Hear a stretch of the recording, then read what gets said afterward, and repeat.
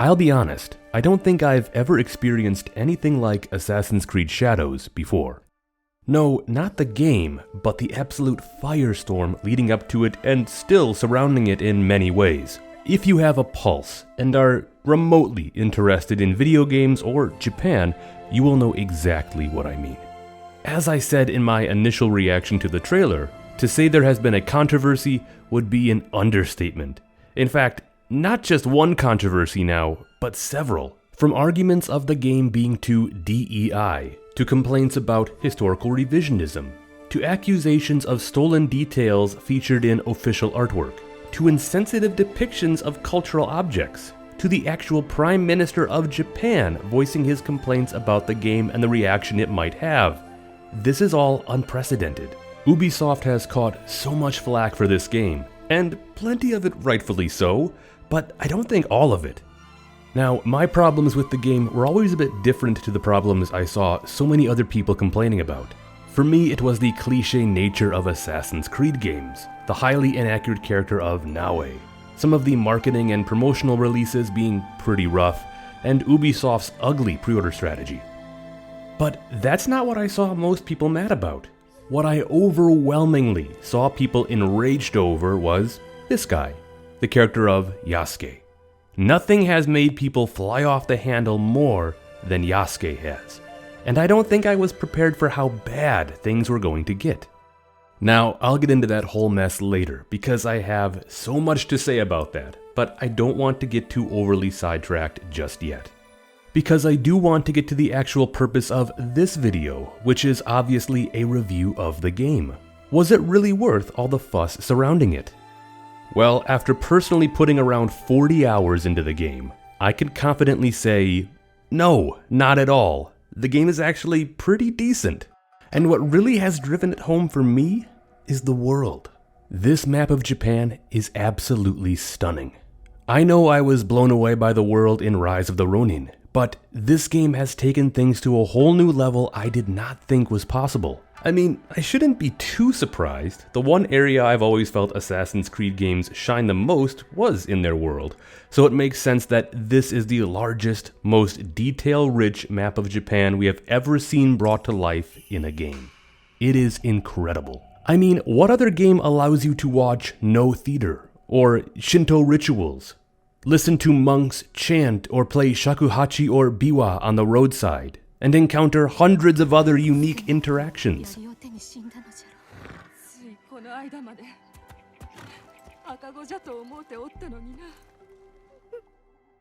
But besides that, this map of Japan is filled with hundreds of real castles, towns, villages, ports, temples, and shrines, all in a massive world that will take you hours to traverse on foot or horseback. No two places the same, and everything is fully explorable. Not to mention how stunning the graphics are. Seriously, these visuals were at times jaw-dropping. I used to think Red Dead Redemption 2 had the best video game visuals I had ever seen, but honestly, Shadows gives it a run for its money. There were numerous times I couldn't help but think the game looked near photorealistic. And I'm obviously talking about landscapes and environments and not the sometimes weird facial animations. I remember mentioning that I was worried after seeing the initial trailer that the game would be too much like Ghost of Tsushima in terms of being way too over-the-top, Americanized postcard Japan, as I called it. Overly beautiful to what a lot of people imagine Japan looks like, but not really what Japan looks like. And although there is some of that in the game in some obvious places you'd expect for it to be, but overall I think they struck a good balance. This world feels grounded and realistic in all the right ways. Now, in terms of Japanese history, the map includes a number of the provinces that were a part of the Kansai region. These include Yamashiro, Yamato, Iga, Omi, Wakasa, Tamba, Setsu, Izumi, Kawachi, and Ki. And within these, the developers placed all sorts of locations in pretty much the exact place where they were historically.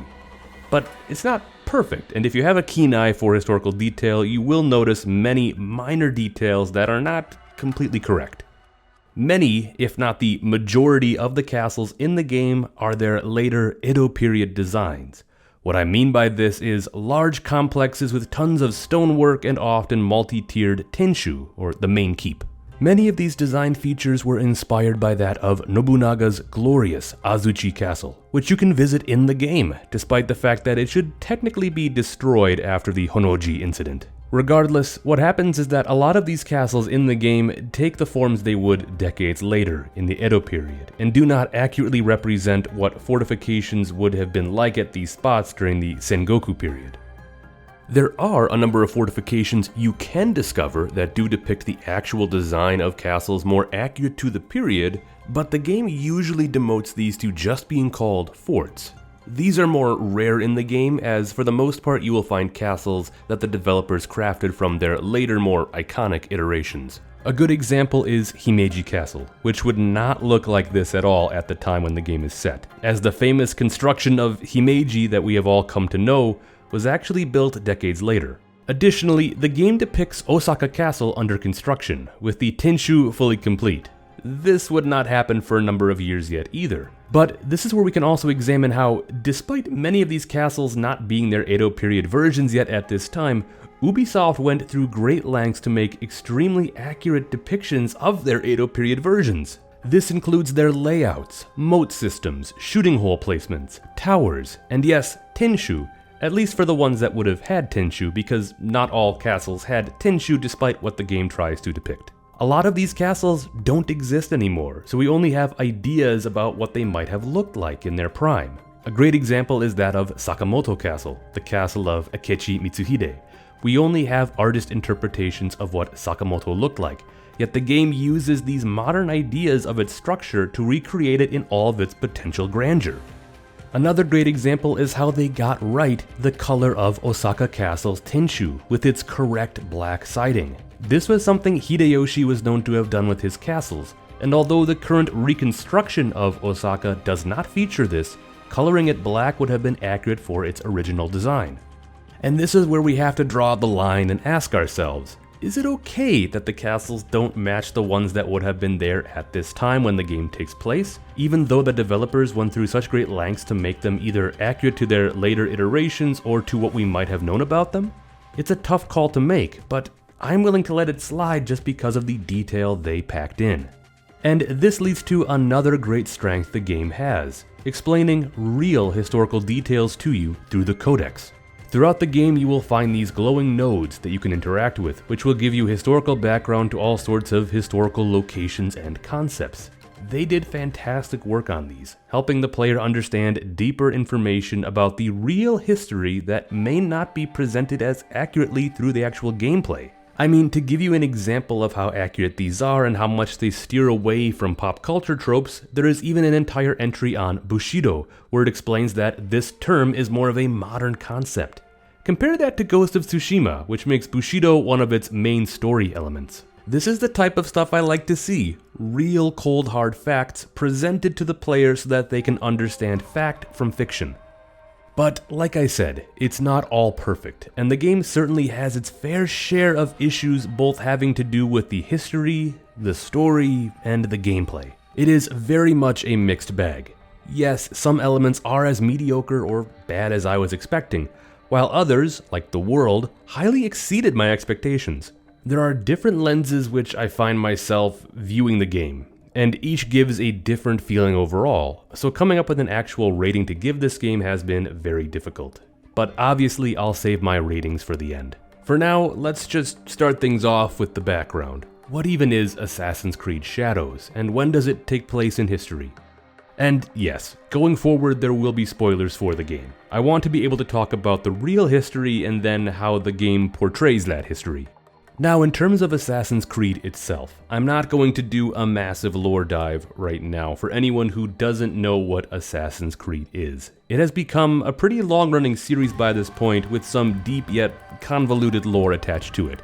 It deals with genres from sci-fi to fantasy to obviously historical fiction, being that each game takes place at a different point in time. If you want to learn more about the overall story of Assassin's Creed, IGN recently released a solid timeline video going through each game and now including the most recent entry, Shadows, which I will link down below.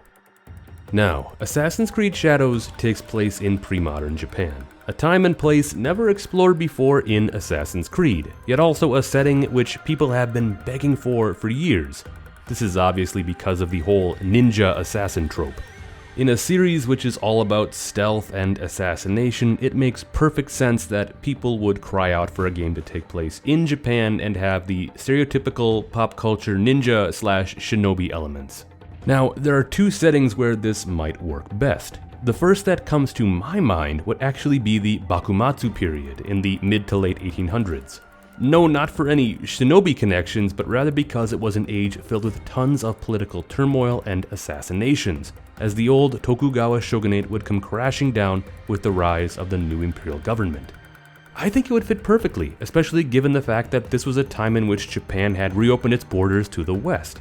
Thus, I feel it would work well for the overarching Assassins vs. Templars story. The other option would be to set the game during the Sengoku Jidai, Japan's iconic age of warring states. This was an age in which the power of the Ashikaga shogunate, or Muromachi Bakufu, had declined so far that control over the country could not be maintained, leading to the rise of many powerful autonomous samurai warlords who became known as daimyo, who each warred with each other over regional dominance. Yet, this is also an age in which Japan would really see the rise of what would later become popularized and romanticized as ninja or shinobi. This is the path Ubisoft took. Now, the game is specifically set in the early 1580s with some flashbacks to 1579. At this point in time, the country was finally being pieced somewhat back together thanks to a figure who would come to be remembered as the first great unifier, Oda Nobunaga. Nobunaga's campaigns saw him rise out of a humble position in the small province of Owari to eventually conquer much of the central region, including the imperial capital Kyoto, where he would in time dismantle the old Ashikaga shogunate. The game starts really at the height of Nobunaga's power, where he is pretty much poised to seize the nation, with his armies scoring great triumphs in both the east and west, completely destroying the Takeda clan and on the verge of annihilating the Mori. Now, the story of Assassin's Creed Shadows itself centers around our two main protagonists, the fictional Naoe, a woman warrior shinobi from the province of Iga, and the real historical figure, Yasuke, an African man who had traveled to Japan with Jesuit missionaries back in 1579, yet by 1581 had come into the service of Nobunaga. Which, by the way, I've seen people mad that at the start of the game, Yasuke can already randomly speak Japanese pretty well. I think they are forgetting the fact that by this point, Yasuke had already been in Japan for roughly 2 years, so it's not impossible that he would have already picked up some of the language.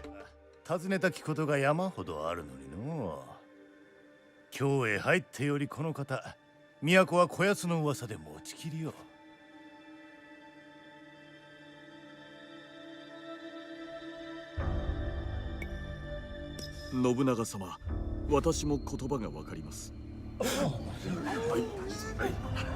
バリニャーノ、わしをたばかりおったな。いえ、信長様。ディオゴがかように話すとは私も驚いております。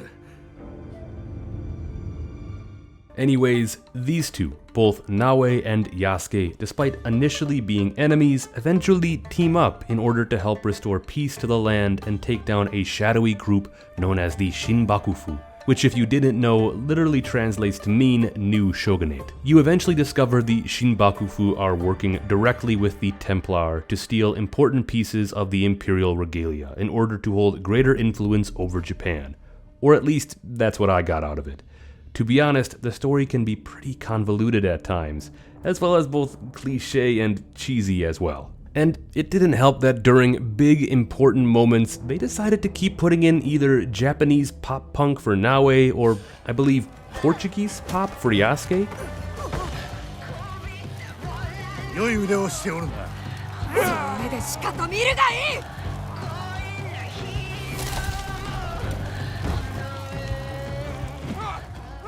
It just took me further out of the moment, and overall, the music can be pretty mixed in the game as well. Some good, some odd, and some bad. I mean, I don't know why they decided to do things like put hip-hop inspired beats to some of Yasuke's music, but I can only guess as to why. Now, the game initially starts you off playing as Yasuke, very briefly, as you see his first encounter with Oda Nobunaga and how he came to serve him, followed by the Tensho Iga War, Nobunaga's invasion of Iga province. This then sets up for our transition into playing as Naoe, who is from Iga. Now, Iga has become known for its connection to ninja, or more accurately, shinobi. However, there is a huge difference between what pop culture would have you believe versus the real history. No, the image of ninja dressed in black, scaling walls, running along rooftops, throwing shuriken and kunai, and assassinating people is pretty much all made-up fantasy that gained popularity in the 20th century. Still, a lot of people today continue to think that it was all real. To be fair, shinobi were real, but they were better described as agents of espionage, scouts, spies, informants, with a female variety coming to be called kunoichi. Once again, no, these were not deadly assassins. However, the game leans heavily into this trope, which, as I said earlier, kind of makes sense given that this is the whole point of the series. We have to keep in mind that this is also a video game, a game set in a series that has you doing all sorts of wild stuff that never happened in real history. Shinobi being stereotypical ninja in Assassin's Creed should not surprise anybody. But at least they, for the most part, ditched the usual black robe outfit to instead give us more realistic armors and clothing. Now, historically, there were two hotbeds for shinobi teachings, these being in Iga and Koga, two locations very close to each other, and there would arise significant warriors from these areas, who we can name, one of which being Fujibayashi Nagato. Nagato was an ancestor of Fujibayashi Yasutake, who later in the Edo period would go on to write the Bansen Shukai, perhaps the most famous shinobi manual we have today, which I also made a video about that I'll link below. But going back to Nagato, it is in the game he has a fictional daughter, our main character, Naoe. Nagato raised and trained Naoe as a warrior, or in this case a shinobi, and as I've harped on about several times now, the shinobi assassin trope is not accurate. Yet what is even less accurate, if you can believe it, would be a female shinobi assassin, and that's not even talking about the concept of the kunoichi. Naoe is instead a fighter, a female warrior, which would have been a huge rarity in Japan. Once again, I made another video about this topic too. Yet to summarize, although there were female members of the warrior class who suited up in armor and fought on occasion, it was almost always in desperate times, such as defending their home during a siege, for example. Any stories we have of women going on campaign with men, such as in the case of a legendary figure like Tomoe Gozen, are highly embellished, if not completely made up. So the idea of Naoe being this female shinobi warrior who wanders around with a weapon on her back and usually wearing an outfit with shuriken, kunai, and other tools attached to it would have just been off-the-wall ridiculous in so many ways. Aside from whatever the hell she is doing with her sword, the way she wields it is complete fantasy. It just makes me think of Starkiller from The Force Unleashed. I mean, think about it. There is a good chance she would blend in much less than an African man in samurai armor walking around in pre-modern Japan. Isn't a big part of being an assassin being inconspicuous? But I get it. The game has to have her like this to fill that trope, and for people to have that ninja assassin character they've been wanting to play as in an Assassin's Creed game for so long. Anyways, by the end of the Tensho-Iga War, Nobunaga conquers the province and Nagato, Naoe's father, is slain. No, not by the Oda, but instead by the Shinbakufu, who, for some reason, all come together so the player can know how many of them there are. It's a really cheesy scene.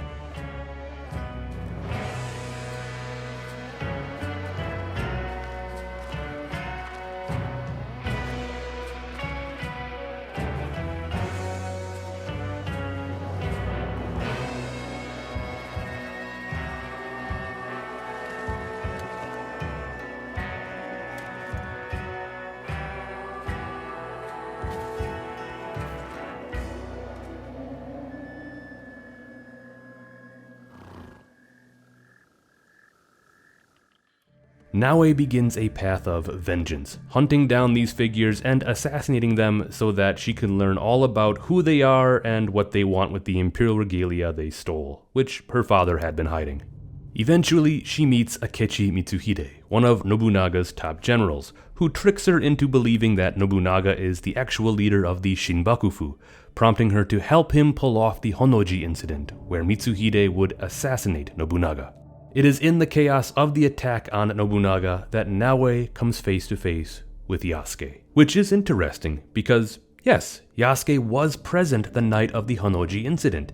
However, records indicate he might have actually been at Nijo Palace in Kyoto with Nobunaga's son instead, perhaps going there either before or after the attack began. Regardless, he was historically in Kyoto during this event, and this is not the first time stories have depicted Yasuke being by Nobunaga's side during his final moments. Yasuke, of course, survives the incident, eventually surrendering to Mitsuhide's forces, where then Mitsuhide turns him back over to the Jesuits. In real history, that was the end of what we know about Yasuke's story. There really isn't anything concrete after this point that gives us any detail into what may have happened to him. And so, this is where the game picks up, as Yasuke remains loyal to Nobunaga's memory and his vision for Japan, while being determined to see Mitsuhide and by association the Shinbakufu brought to justice.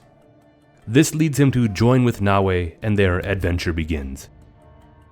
Throughout the story, you will continue to meet and work with a variety of real historical figures, as well as take part in a number of real historical events. Yet with this being an Assassin's Creed game, Ubisoft takes a lot of freedom in how certain events occur and the motives of key figures involved. If you are not someone familiar with the Sengoku period, you are not going to be able to recognize fact from fiction. But if you are, a lot of minor things are going to stick out to you. For example, in the game, after the Honnoji incident, a larger war starts between the Akechi and Hashiba. In real history, it only took roughly 2 weeks before Hashiba Hideyoshi defeated Akechi Mitsuhide at the Battle of Yamazaki. Yet here, it's this prolonged struggle that seemingly takes months and rages across many of the provinces you visit. I was caught off guard seeing Hashiba banners flying all over Kyoto immediately after the Honnoji incident, because historically, until the Battle of Yamazaki has occurred, Mitsuhide should still be in control of a lot of this territory. Additionally, when the Battle of Yamazaki does occur in the game, much of the details surrounding it are changed, as the battle appears more like a siege of Shoryuji Castle. Sadly, even then we don't get to see much of the actual battle, as we are instead focused on infiltrating the castle to kill Mitsuhide. The game can play it loose with historical details like these and others, and while overall I think that's okay to do in a video game like this, telling a fictional story, like I said, anyone with a keen eye will notice minor details that don't make sense. In regards to the overall story though, personally, I didn't really care for it. It's weird, in small moments it tends to have pretty solid writing, but then when we get back to the big picture stuff, it misses the mark or comes in half-baked. It also didn't help that much of the story was locked behind getting to certain levels, something which I have been told has become a staple in many of the other recent entries in the series. This isn't a problem if you are someone who has been constantly doing all the side content, yet if you are just trying to get through the story, the game will start to feel needlessly grindy. What also adds to the feeling of the grind is the fact that a number of the story arcs can start to feel a bit similar. Go to a new province, meet a host of new characters and historical figures, try to figure out who your target is while getting the help of some locals, and eventually attack a castle or compound and kill a target. Wash, rinse, repeat. Not all of the arcs are like this, but many of them are, and it just got pretty boring for me. To break up this monotony, there is a ton of bonus content for you to engage in, from things that feel almost essential, like raiding enemy castles, completing assassination missions, and exploring and praying at each temple and shrine you come across to gain mastery points, to things that feel extra, such as the many follower quests and the unique base building mechanic that, although is really cool and fleshed out, was never something that felt like I needed to do it. Yet I also imagine a big part of the problem for me was that I was trying to rush through the game to get out this review. But still, the content never felt as engaging as other recent samurai games have been for me, and I feel a large part of that had to do with the overall mediocre story.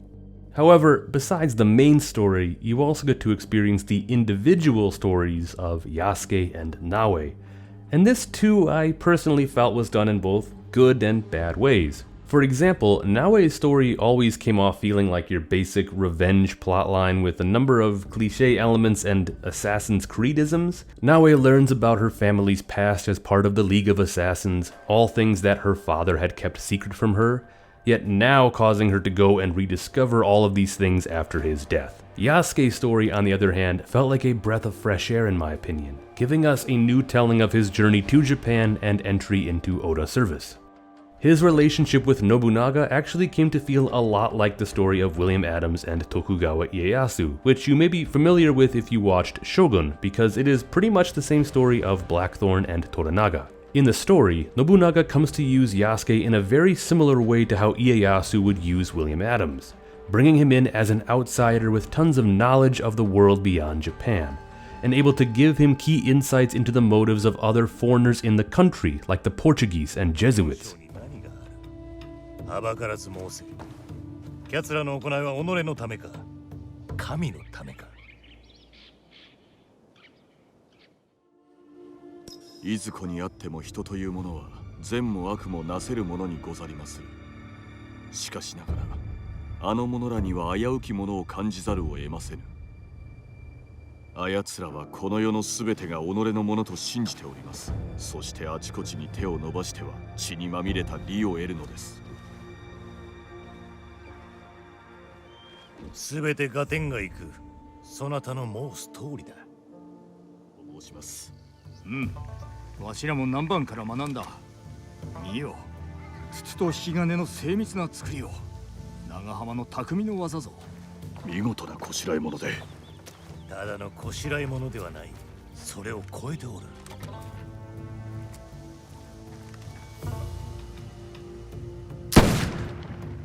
長篠ではこの鉄砲を何千丁と使い、武田の騎馬隊を打ち破ることができたのだ。されどあの戦は虚しくもあった。敵とはいえ、あれほどの武者らが稲穂のごとく倒れる様を見るのはな。これが一斉に火を吹くたびに馬も人もバタバタと倒れていった。天下不武のためあらゆる手立てを用いるべきにございましょう。賢明じゃな。この先はしかと見えてる。我が波動は火薬と煙の力によって作られよう。And through their long interactions, the two become good friends. Nobunaga entrusts Yasuke with the ability to choose his own path, and Yasuke in return gives his loyalty to Nobunaga. Yasuke comes to believe in Nobunaga and the vision he has for Japan, and thus, after Nobunaga's death, Yasuke forges his own path on continuing that dream. Now, along the way in both Yasuke and Naoe's story, we come to meet tons of real historical figures, from lords such as Tokugawa Ieyasu, Hashiba Hideyoshi, Akechi Mitsuhide, and more, to figures such as Hattori Hanzo, who has close ties to Naoe's parents and the League of Assassins, to the swordmaster of Shinkage Ryu, Kamizumi Nobutsuna, who in the story is responsible for training Yasuke. This is awesome. If you didn't know, I've done several videos working with modern practitioners of Taisha Ryu, a sword school founded by Murume Kurando, also called Nagayoshi, who is in this game as well. Nagayoshi was one of Kamizumi's students, so being able to interact with them is just awesome. In fact, there is a very cool quest line that sees Yasuke hunt down and duel all of Kamizumi's former students, which all have unique fighting styles. This created some really awesome boss battles.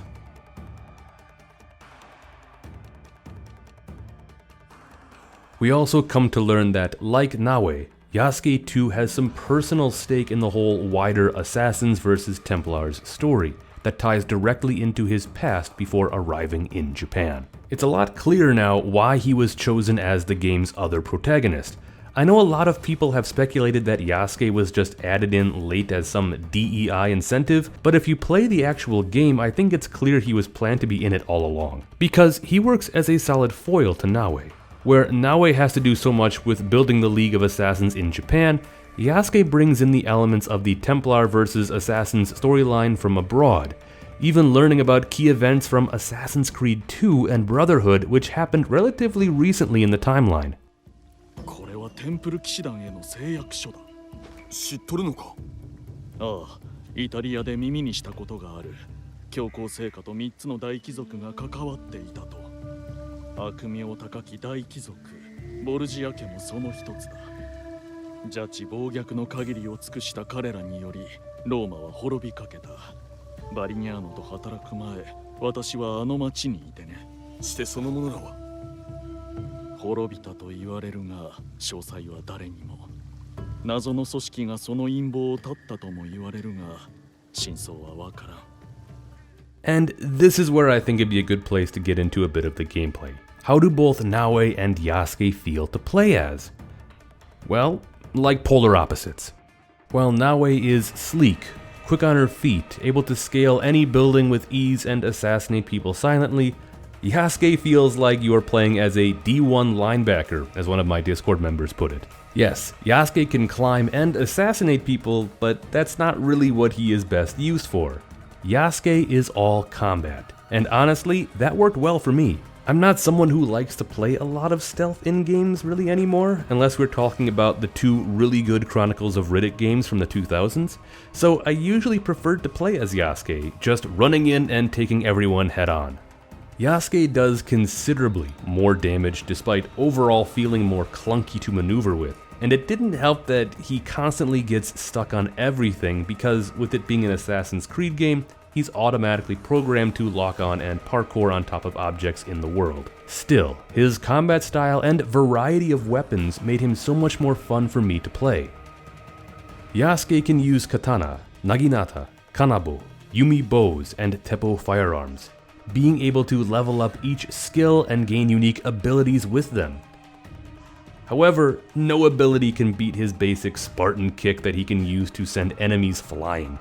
Naoe, on the other hand, can use katana, kusarigama, and tanto, as well as throw a variety of different ninja-y weapons such as shuriken, kunai, and smoke bombs. Both characters do have their moments they excel, so I did switch between them quite a bit. You need Naoe's ability to grapple and climb in order to get a lot of places Yasuke cannot. However, I still mostly decided to play as Yasuke because his combat style fits the samurai theme. And as I continued to play, I found unique ways to sort of combo his abilities to make it more fluid and fresh. Overall, I'd say the combat is alright.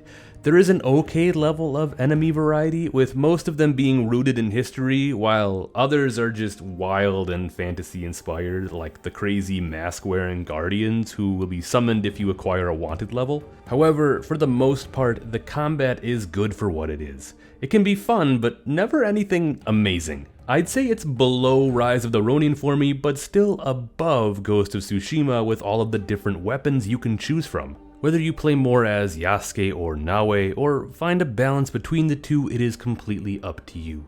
And as I said, for me personally, I prefer to play as Yasuke because he fits the samurai archetype I wanted to play as in the game, rather than the pop culture ninja way they portray Naoe. Yet, I know a lot of people have an issue with that, the idea of Yasuke being a samurai. Which is where now I do want to discuss a bit about the wider controversy that Ubisoft fell into when they decided to use Yasuke in the game. This part might get a bit long and does not really have much to do with the game itself, so if you want to just get back to me talking about the game, use the timestamp below to skip over this section. Up to you. Now, let's talk about the elephant in the room. Yasuke as a samurai. The thing that has people around the world pissed off and typing angrily on their keyboards all at once. There is a lot of reasons people are mad at Ubisoft, and like I said, I think a good number of them are valid. But this issue has to be the #1 cause of anger I've seen, with attacks ranging from mildly misinformed to full-on racist. I've never seen this type of rage infecting something I work with before, that being Japanese history. All of a sudden, thousands of people across the world became Japanese history experts, who swore they knew all the facts and that there was no way Yasuke could have been a samurai, and that the whole idea of him being one is just pandering or historical revisionism which hurts real Japanese history. People have even come directly at me in several of my videos, both new and years old, to target me and say that I'm spreading false information when it comes to Yasuke, with a lot of anger directed at Thomas Lockley of Nihon University in Tokyo, who co-authored a book about Yasuke several years ago, which, by the way, Lockley had nothing to do with the making of this game. I mean, as I've pointed out before, Japan has been putting Yasuke into their own games, TV shows, and movies for years now. The use of Yasuke in media is nothing new, but now that Ubisoft does it, it's suddenly wrong? I get it, Ubisoft has been doing some shady things, so their image isn't that good. But this is also where I start to wonder that if anyone else was making the game, that would it have faced nearly as much scrutiny? It all just snowballed over the last summer, as so many people got so incredibly toxic regarding the issue, getting caught up in the wider sensationalism of this culture war. So let's set all the drama aside for a minute and just talk facts. Was Yasuke a samurai?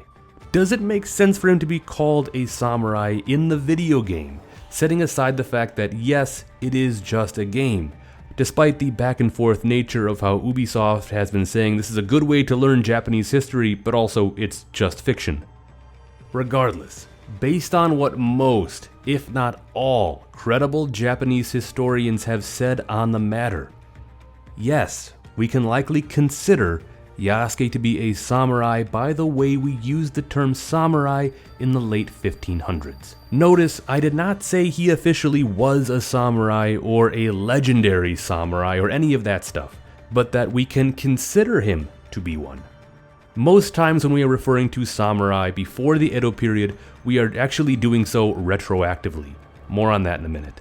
But if you are someone who wants to argue with actual Japanese historians who hold doctorate degrees, master's degrees, and work at universities in Japan, then I highly implore you to earn those same credentials so that you too can put forth your own findings on the subject.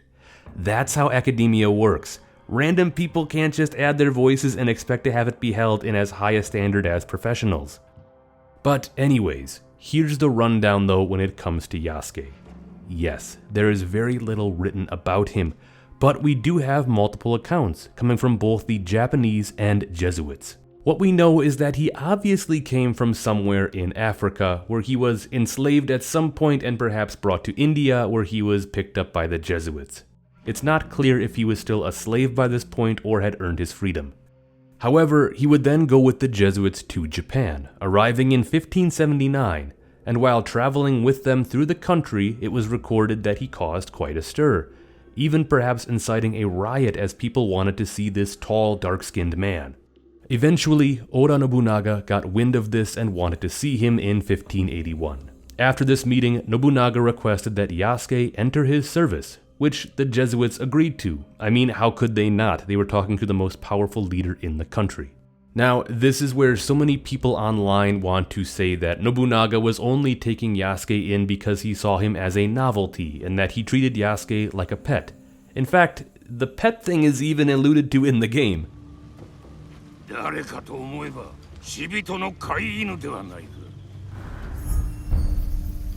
But this is absolutely incorrect. He gave Yasuke what can be considered pretty incredible status for the time, even if we do want to make the argument that Nobunaga just wanted to show Yasuke off. It is recorded that Nobunaga gave Yasuke a sword, a residence, and a stipend, along with Yasuke also being given the task of carrying Nobunaga's weapons. This puts Yasuke sort of into the same role as that of perhaps a kosho, which we equate to being like a squire or page in Western terms. Kosho were part of what we would consider the samurai class, as they were usually sons of samurai leaders. Yasuke is then recorded to have also accompanied Nobunaga on campaign against the Takeda in 1582, and later is recorded to have fought at Nijo during the night of the Honnoji incident before surrendering to the Akechi forces, where it is then he was turned back over to the Jesuits. This is all we know about Yasuke. And no, nowhere does it mention that he was called a samurai. However, let's talk about that briefly too and dispel some of the other myths about him and samurai status. First off, our modern idea of samurai status didn't really exist at the time. The idea of samurai status as some official rank in society didn't really come about until a couple decades later, and specifically more into the Edo period. At the time in the Sengoku period, warriors were warriors, and there was this odd gray zone between lower class warriors as well, as we can go down to talk about such things as Ashigaru and even Ji-samurai. This is also what allowed for the incredible social mobility in this age. Look at Hideyoshi, who rose from being an Ashigaru all the way up to being Nobunaga's successor. Samurai, which is a term that evolved over the centuries, meant to serve. And it's likely that many warriors would not have even liked the idea of the term being applied to them, because it perhaps equated to them being servants, which a proud warrior might not like to think of themselves as. You can hear more about this in one of my interviews I had with Professor Thomas Conlon of Princeton University. But if we were to go back in time and meet one of these householders and say, "You're a samurai," they would probably try to kill us. Because they did, one is it's a situational term, but it also shows that they lack autonomy. You see what I mean? Yeah. So it's not a prestige term for them. So it's really not likely Yasuke would have been called a samurai at the time. Still, he received a number of important things that elevated his status to being on par with other warriors who we do consider samurai based on how we retroactively apply the term. Does it matter he didn't have a surname? No, not at this time. That idea came later. In fact, some historians have speculated that Yasuke was actually on track to receiving one before Nobunaga was assassinated. Does it matter he only had been in Japan for a few years? No. Nobunaga was the one who gave him the status. It doesn't matter how long you are in Japan. Look at William Adams, for example. Does it matter he didn't fight to the death at Honnoji? No. Samurai surrendered all the time. It's a myth that all samurai fought to the death, especially considering Yasuke likely didn't have the same values and mindset that other warriors in Japan would have had either. Does it matter he didn't know martial arts? I've seen this one too. No. Knowing martial arts is not a prerequisite for being in a position commonly associated with the samurai. And besides that, not only might he have already been a warrior for all we know, but on top of that, he could have been in the process of learning Japanese martial arts, but it was never written down in any records for us today. We just don't know. The one thing we do know about his physicality was that he had the strength of 10 men, as it was written. And this might have also been one of the reasons why Nobunaga was so keen to take Yasuke in. But besides all that, was Yasuke this super legendary samurai that people on the other side of the argument want to sometimes make him out to be? No, he's not some legendary warrior either. However, it's his story that I think is legendary. An African man who traveled across the world only to briefly be elevated to a prominent position under the most powerful ruler in Japan.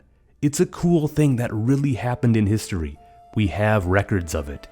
So, getting back to the game after my long sidetrack there, I feel what Assassin's Creed does with his story is more than acceptable.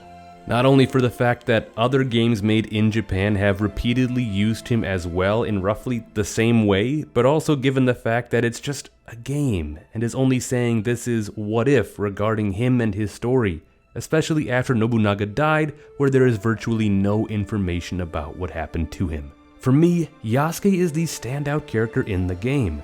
And for better or worse, I think that this depiction of him is going to be the primary way we are going to imagine him in our heads going forward. Ubisoft decided to make Yasuke the more optimistic and charming character of the two, where Naoe is a bit more driven by revenge. Yasuke is driven by Nobunaga's dream of a peaceful world, despite the bloody path it has and will continue to take to get there. This also comes through a bit if you decide to do the optional romance he can have with Lady Oichi, Nobunaga's sister. This too has caused quite a lot of anger online, which is wild because many complaints people have about it are blown way out of proportion. I decided to choose this romance for Yasuke in my playthrough because I wanted to see how bad it could actually be. In the game, they established that Yasuke met Oichi back when he was just a newcomer in Nobunaga's service, and that she was one of the only people that was kind to him. Later, after Nobunaga's death, you continue to meet with her as the two of you develop deeper feelings for each other that can never fully be acted on because of the difference in each other's status. It's this reluctant romance that you both know is not going to work. It's through meeting Oichi that you learn about her past, her marriage and her love for her deceased husband Azai Nagamasa, as well as getting to meet Oichi's 3 young daughters. Eventually, Oichi tells you that she is going to be soon remarried to Shibata Katsuie for political reasons, which she really did in real history in 1582 after the death of Nobunaga. So in one final meeting you have together, you spend one night with each other before you both part ways for good, as you both know your destinies lie elsewhere. Nothing about this is egregious to history. Yes, it never happened, but for a fictional video game, it's fine, and I think it weaves itself into the real history rather well, covering both Oichi's past and future husbands. What it is, though, is just another example of how people on the internet have blown up over something that is really not an issue at all, and in truth is handled quite tastefully, I think. And I think that fits most of the discussion surrounding this game, as so many of the issues are blown out of proportion, and if you actually played the game, you'd realize these problems are not really there. Is the game perfect? Like I've repeatedly said, absolutely not. But it's only been bad or mediocre in ways that I already expected it to be. The overall Assassin's Creed elements can be cliché. The story can be cheesy. There are odd creative decisions. There are a bunch of bugs, at least within the first week since launch. And there is a bunch of systems that make you feel like you have a lot less freedom, such as locking certain quests and gear behind level requirements. All that stuff is rough and should be called out. But on the other hand, we should also give credit where credit is due. The world is in depth and beautiful, and a lot, but not all, of the history is used or presented quite well. And because of all this, I feel that my full rating for Assassin's Creed Shadows has to be a 7 out of 10, which is better than I was expecting. Based off of some of those early trailers, I was thinking this game would be anywhere from 4 to 6 out of 10. But the good elements manage to hold it up more than the bad elements drag it down. At least for me. What I think I might potentially do next, just because it is fresh in my head, is make a follow-up video to go over some of the history shown in the game to touch on a number of significant details they both got right and wrong. Still, it's because of all the historical details present that I do strongly recommend this game to anyone who is interested in the Sengoku period. There is so much here to see that we have never seen all brought into a game like they did here, and it's fun to see how they decided to use the real history of the period to craft their own story. And despite the numerous inaccuracies present, it's still fun to be a tourist in this world. Apparently there is at least one planned DLC coming, Claws of Awaji, which is a bit of a bummer because I wish we would instead get to see more of the big events of the period, like the Battle of Shizugatake, and in particular the Battle of Komaki Nagakute, which would fit in perfectly, especially given the time we spent in the story with both Ieyasu and Hideyoshi. But either way, no idea if we'll be getting any other DLC outside of the one that is currently planned, especially with the recent news about what is going on at Ubisoft, so we might just have to take this one as it is. Regardless, now is the very important time I turn things over to you. Have you played Assassin's Creed Shadows? If so, what are your thoughts on it? Do you like it? Do you dislike it? What do you think about all the controversy? Let me know in the comments below. With that said, thank you for watching, and don't forget to like, subscribe, and ring that notification bell if you enjoyed this video and found it to be most interesting.